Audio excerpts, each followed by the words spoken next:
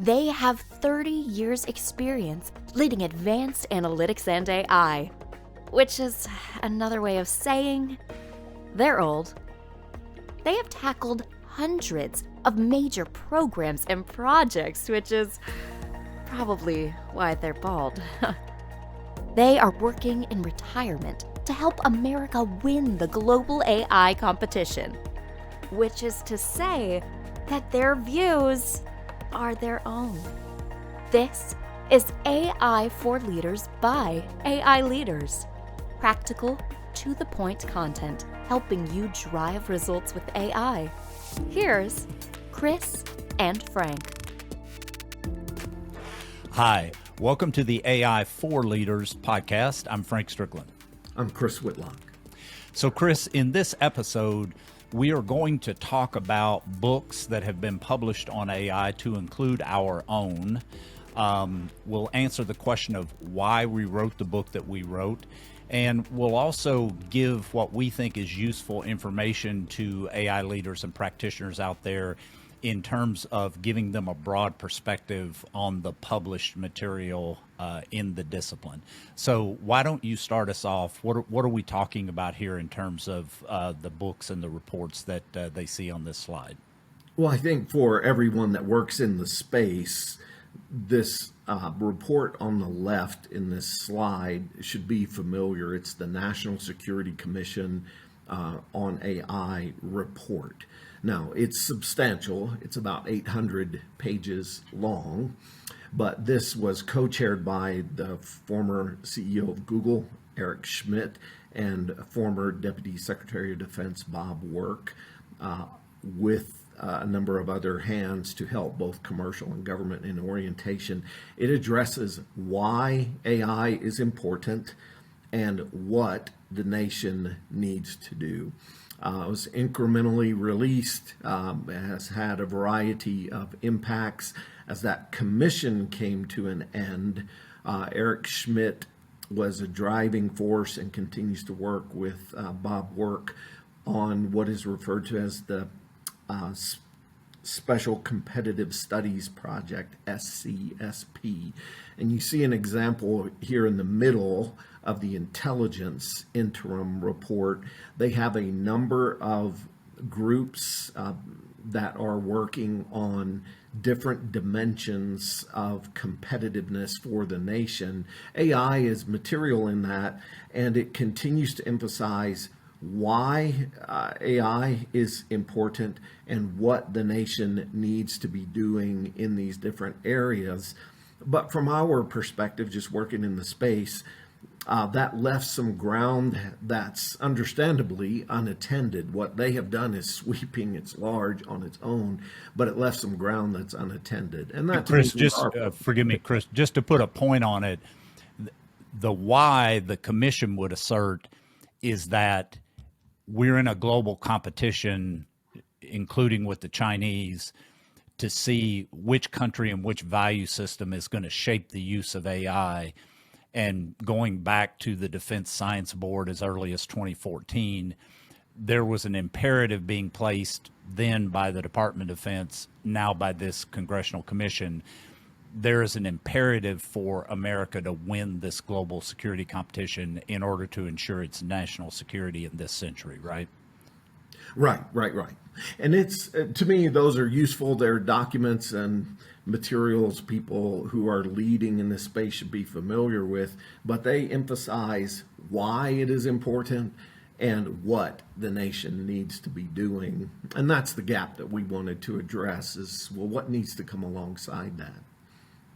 Yeah, and one of the what the nation needs to be doing was in the area of talent. There was a big emphasis on talent, and there were some recommendations made about creating certain programs to increase the AI fluency in government by establishing certain specializations, et cetera.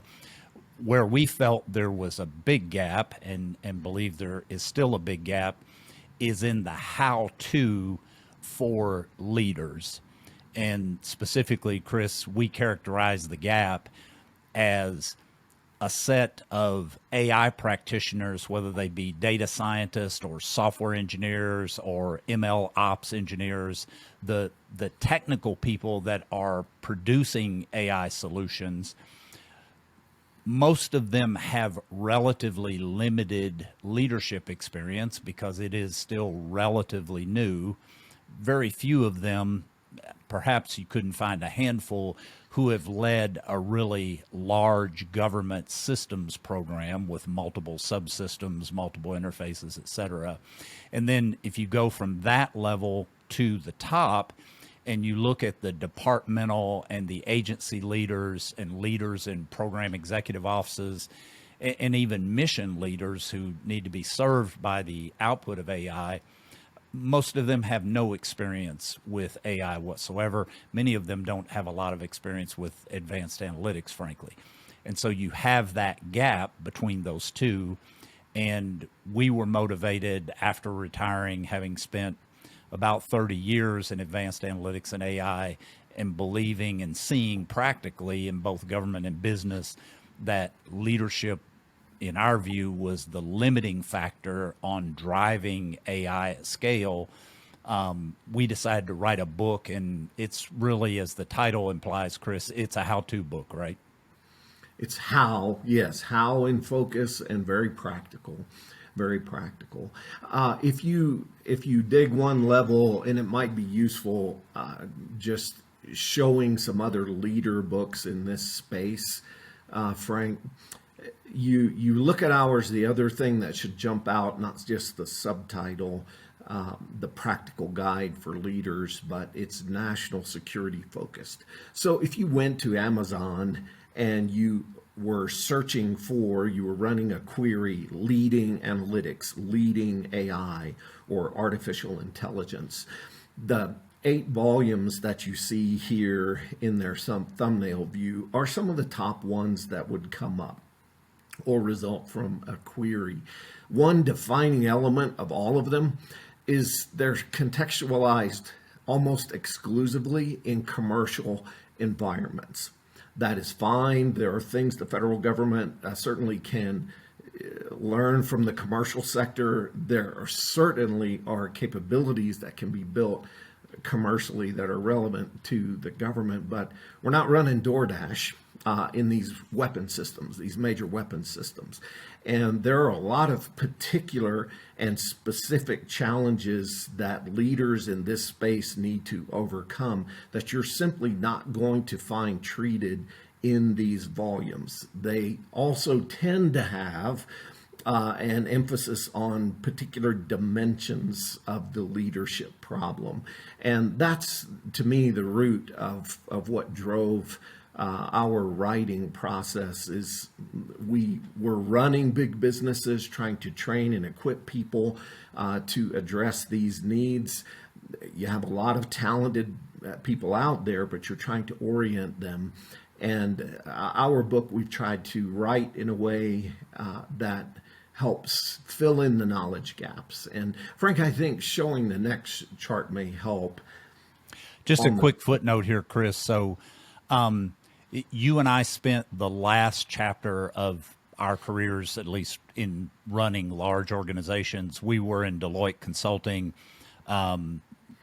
very large, 150 countries, 100,000 people pretty much in just Deloitte Consulting US. Global brand, massive firm, works in pretty much every commercial industry there is. The other footnote that we'd make here is while there are some things to learn from commercial, we worked very closely with commercial colleagues because Deloitte, fostered that conversation actively between partners working in the government and public service space like us and partners working in these commercial industries. And everything in commercial is not nirvana in terms of, boom, AI gets developed and get deployed. In fact, to the contrary, they're having some challenges and in some cases some steep challenges, just like our government clients do, right? Yeah, it's easy, I think, to romanticize what happens on the commercial side. And Yeah, there are things that we can benefit from in the federal sector and in the national security sector unambiguously, but also need to be discriminating. And if we're trying to cultivate leaders, we need to have a significant portion of that which is specific to their domain, to where they have to operate. And yeah, Airbnb, great, love it, use it. Not what we're doing in major weapon systems. Yeah, here. Okay. So here we're looking now at first our book and these categories. What are we talking about in these categories in this first column? So this just outlines where we are, or the approach that we have taken in the book. So how do we better equip ourselves to think and interact around AI? There are a number of good things that are written in the space on that broadly, but we've tried to give a concise rendering of thinking and interacting around this in a practical way. But then we move to national security programs and the handmaiden to that, which is the budgeting process. Those two go together in a programmatic oriented view on how we accelerate the introduction of AI. The next two, leading data science and then project related work, how those are led, are left hand, right hand. I mean, we have been around this, Frank, quite a lot, but we'd have a passionate view on the need to understand at least the fundamentals of data science while not knowing the keyboard necessarily. Yeah, I would say, Chris, if you are leading in this space, and by in this space, we mean you could be a departmental leader. Hell, you could be a PEO or a deputy PEO that has AI as a major component, but isn't necessarily just an AI program. You need to have foundational knowledge of data science because it is the core discipline in building an AI capability. And if you don't have that foundational knowledge, then you're going to be no more effective as a leader than if you had come out of a donut factory and you're now in charge of an artillery battalion. You need to have some foundational knowledge.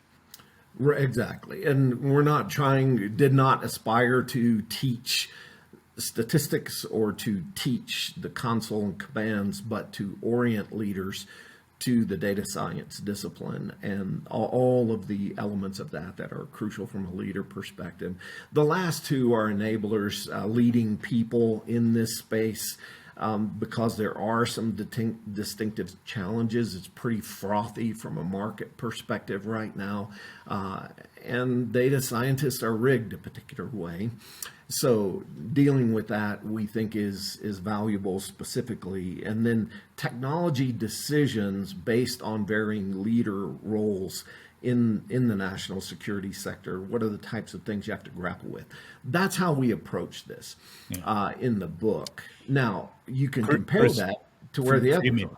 Yeah. Before you go on, so just go back, the programs, integrating into major programs and the budgeting component, we've gotten a lot of feedback on that from some very senior leaders thus far. What kind of feedback are we getting in terms of the importance of that? It's a showstopper. So the valley of death is a well-worn phrase, but it is rooted in budget and program issues. We've had a range of interactions with people on the industry side. We're getting tasked with a lot of science projects. They're not getting pulled across into bigger programs of record or major acquisition programs. It's a challenge, and to move from ideas and experiments into deployment, you've got to grapple with the program elements, and often that's riding sidecar with big budget issues, particularly for facets of this problem. Yeah. Chris, to illustrate that, I sat with a data scientist, a master data scientist, in just the past few days, and this person and a team of people have been demonstrating a modeling approach on live operational data and producing insights that have been going downrange to operators for over a year. So they're producing operational insights from mission data on something that their client views at the departmental, at the principal level, the senior-most leaders views as a primary mission problem, or in some cases, some of them would say the primary mission problem. Some would even say, and have said, it's an existential mission problem. And the capability still is not operationalized in a mainline program. That just gives an illustration of, I've built something that's producing insights, it's on a priority problem, and it's still not integrated into a mainline program. Right. Yeah, it's the crux of the issue to me to make progress in the national security space. Is we have to concentrate on the program elements and the sidecar issue of budget. Now, if you look at these other books which address leading analytics and leading AI, it's not that they're unhelpful, but when you contrast them with what we've done and the reason that we wrote, they don't square up on those issues at all, and you wouldn't expect them to. I'll pick on one for a moment. Third from the right, Managing Data Science. I've read 6 of these 8 books. The others 2 I've scanned a bit, but I haven't really read them. But Managing Data Science is an interesting book. It's written by a Russian. He spent 10 years working in Russian banks. Near peer competitor. Now, he's done some interesting things here, and he provides some insight on leading data science and explaining facets of AI that are important for leaders to know. He's addressing projects and how you constitute teams, etc. It's all commercially contextualized. It is 100% commercially contextualized. It's internationally contextualized, and it's from a near peer citizen, right? So there is value, but it obviously leaves a hole. And as you carry that across to these other areas, I think a dominant attribute is a lot of this is set in project level work. So have a team with a discrete focus, bounded timeline, a small core group, and they're trying to tackle a problem. That's not the totality of what we are dealing with, and it's definitely not the totality to get progress. We've tried to address the fullness of the range of issues that a national security leader, whether in industry or in the government, military member or senior civilian in government, needs to know to move this range of capabilities along at a brisker pace. Yeah, I would say similarly, Chris, the first one to the left, After Hours, the Leading with AI and Analytics, when I read that, it was a good book, really good content. In fact, in the upfront portion of the book, and you can see we have the thinking and interacting highlighted, the book does something very similar to what we do in terms of putting in the case of this book, a business-focused approach on how practitioners and leaders think and communicate about AI. But that business-focused approach was just that. It was a commercial business-focused approach, and all the examples were commercial. So the generalizable principle was good. Hey, you need to focus on AI and analytics as means, not ends, and you need to have your conversation start with the ends. What business problem are we trying to solve? Where are we trying to move the needle in the business? But it was not put in a national security context or even in a government programs context. Right. Now, the only other thing, Frank, I think that's useful here is that this list gets created by going to Amazon and writing and stating the query, leading AI, leading analytics. And these were, at the time I did this, the top books that came up. And they've been there, frankly, for most of this past year as we've been doing that, and even longer for some of them. If you look at the 2 on the far right, they are responsive to that query, but they really aren't leadership practice books. They are very philosophically oriented. So that first one, well, second from the right, leading in the age of AI. So how do you as a leader comport yourself? How do you as a leader think in an era that is increasingly going to be marked by AI related capabilities, et cetera? That's not what we're doing. Ours is not a philosophical book. Ours is a practical book. Ours is not a why AI is important and what the nation must do. Is how do we do this practically? Programs, budget, leading data science, projects, people, and technology. It's Just in case people missed it, Chris, the 7 rows here are the 7 main chapters of our book. There is an introduction that lays out very quickly the imperative for AI and national security, but then the rest of it is how to think and interact, how to integrate into major programs, how to deliver quality projects, how to lead the people, how to make technology decisions.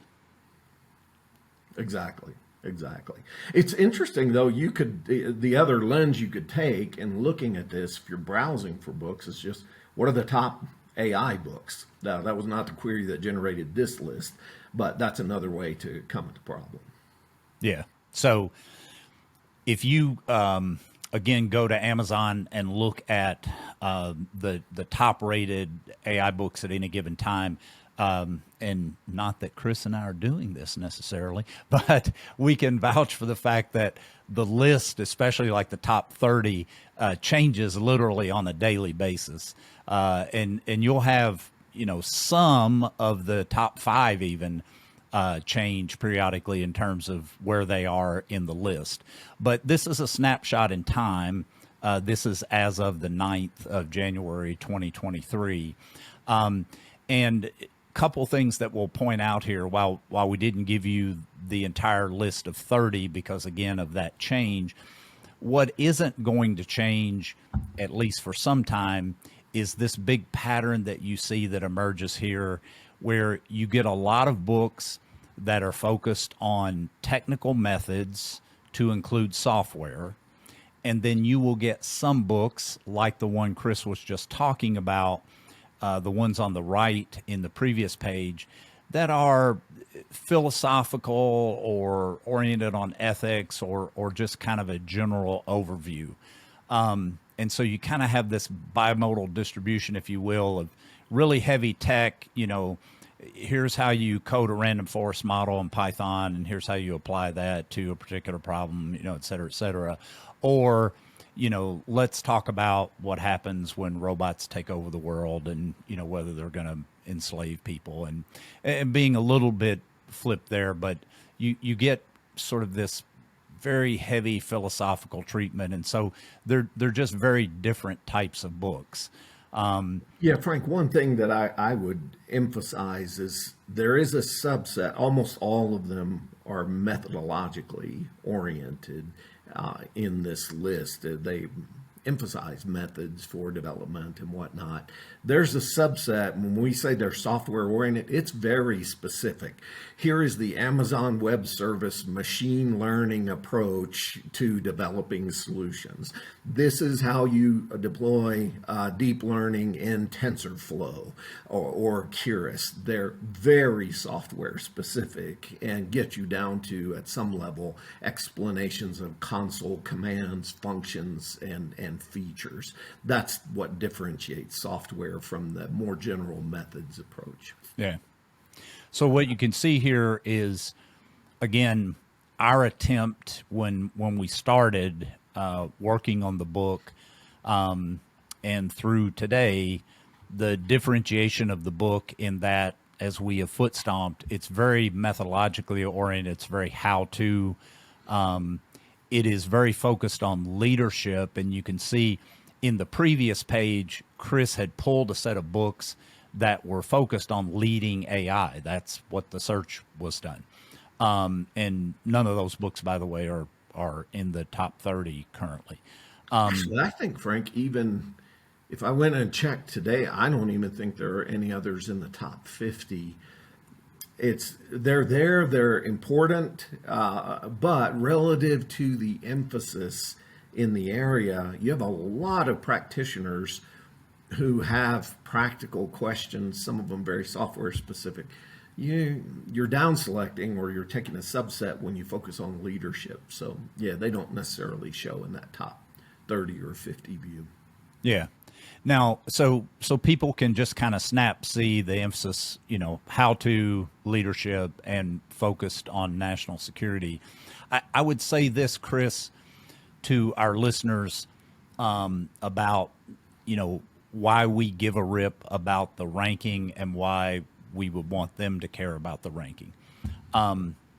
If we go back to the point of having an impact at scale and having an effect on national security, and if in fact there is an imperative, if there is a global competition, and if there is an imperative for American national security, well, there's got to be literally thousands of savvy AI leaders in order to win this competition. One thing we do in the course that we built that might say something about in just a moment is we built a flagship course based on the book. We're building a series of courses. We can come back to that. But in the course, we note there are about 1,000 of these major programs just in DoD alone.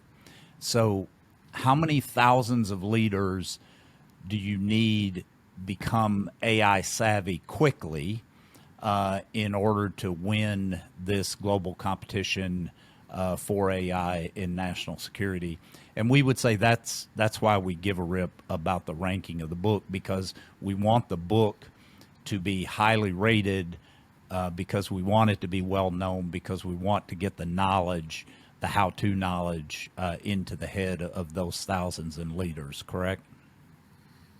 Yeah, I would say that. While I don't wake up thinking about the ranking, I do care very much about what you said, Frank, and we're just 100% aligned. Getting the knowledge out is crucial, and to industry counterparts as well. There are a lot of people who are doing good work, but we need many more who have good foundational understanding of the how-to across this range of tasks if we're going to get the kind of progress that we want. There are hard choices. Execution in these areas is high quality execution is not a given. And commercially, we only run, per Gartner Group, about 50% of AI projects actually getting into production. And there's no reason to expect a lot different in the national security space, especially absent very purposeful effort and thinking in a programmatic sense as well as in a project-related sense. Well said. So, Chris, great books out there. That also helps, hopefully, our listeners to be well grounded in what the published space around AI and analytics looks like. We went beyond the book to create a course and are about to roll out other courses. Why did we do that? Well, people learn differently, I think, for one, on our part. And working through the development of online training, we were able to take more time to elaborate and detail some of these areas and to illustrate with different kinds of examples. One of the things I like about what we have done is to keep the emphasis predominantly on national security topics while bringing in, I think, in a relevant and righteous way, commercial issues and commercial content. But the strong emphasis is national security. I don't think anybody is going to take in our content and think, wow, they were a little light on national security. No. In fact, because we did the descriptive stat, 50 case examples in the course, and 40 of the 50 are national security case examples. So you can go to our website and get more information on the courses, ai4Leaders.com. Pretty easy to remember, ai4Leaders.com. But there is a flagship course for those whose leadership responsibilities are either over an AI program or project or have AI as a principal component of a program or project. And then there are shorter courses for senior leaders, and then just mission personnel and business personnel who need more than awareness, so that they can be involved in the identification of AI opportunities and the prioritization of them, and come at it from the standpoint of having some foundational understanding and practical understanding of what AI can do, correct? I think the other thing, Frank, for the much more broad audience is almost everyone at some level who participates in the national security sector. You're performing mission at the front line, or you're praying over small units, etc. You're producing data, and you may be using these capabilities. And having insight about your impact as a data producer, you're populating databases, you're making entries on transactional events, etc. That really matters, and it's easy to treat some of this as administrative. It really matters. Data is fuel. And then understanding what lies behind the curtain, so to speak, on these capabilities, I think is important in building confidence over time as well. Cool. So you can get more information on the courses at ai4Leaders.com. We want to hear from you. Give us feedback on this episode. Was it useful to you? If so, how so? How are you using it? How's it affecting how you lead in the AI space? If there are other topics that you want to hear covered, that like books, there are many AI podcasts out there. We don't know of any that are focused on AI for leaders in the national security space, which is what we are about. So if there are topics that you'd like to see us cover in subsequent episodes of the show, please let us know. So we thank you. You can get in contact with us again through our website, ai4Leaders.com. And until the next episode, appreciate you. Indeed.